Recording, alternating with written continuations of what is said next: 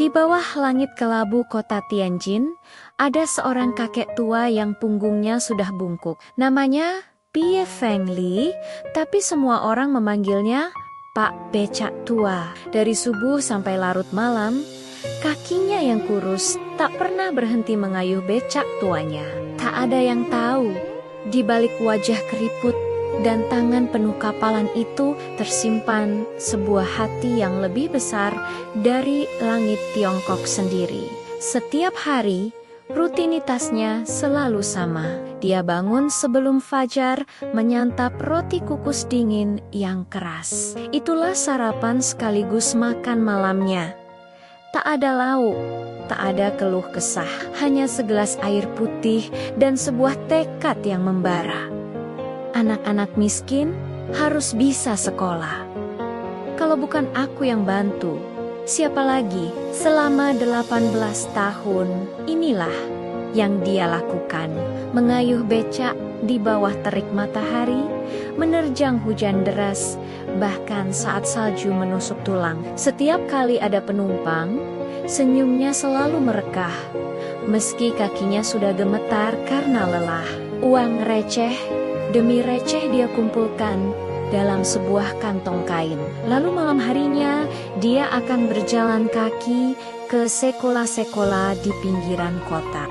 Dia menyerahkan amplop tebal berisi uang yuan yang lusuh sambil berbisik, "Pakai ini untuk anak-anak yang tidak mampu." Jangan bilang dari siapa.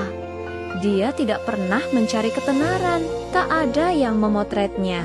Dia hanya seorang kakek berpakaian sederhana yang selalu menghilang sebelum orang sempat mengucapkan terima kasih. Hingga suatu pagi di tahun 2005, tubuhnya yang sudah berusia 93 tahun akhirnya menyerah. Dia ditemukan di sudut kontrakan sempitnya, sudah tak bernyawa. Di tangannya, dia masih menggenggam erat sebuah dompet kain usang.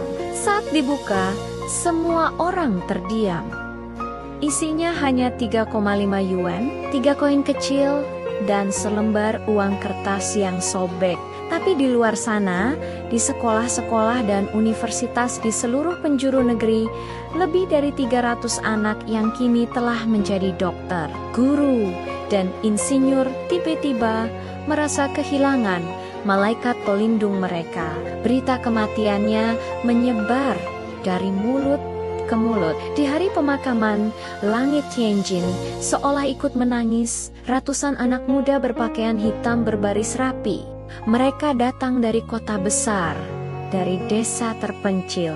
Mereka tidak membawa karangan bunga mahal. Mereka hanya membawa air mata dan cerita.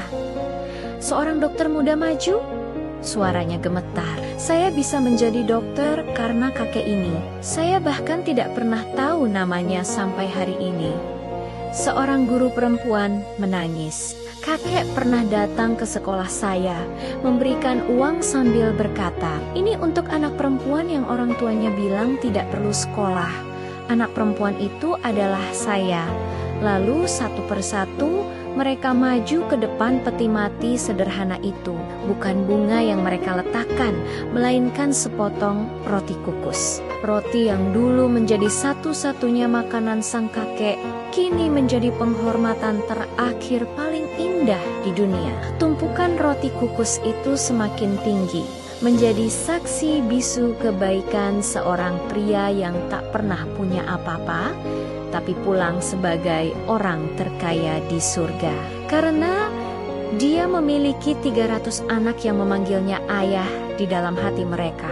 Bai Fang Li, namanya mungkin tak tercatat di koran, tapi terukir abadi di ratusan hati yang dia selamatkan. Terima kasih sudah menonton. Jangan lupa follow, like, dan share. Dukunglah channel video inspiratif ini untuk bisa dibagikan ke keluarga dan rekan kita.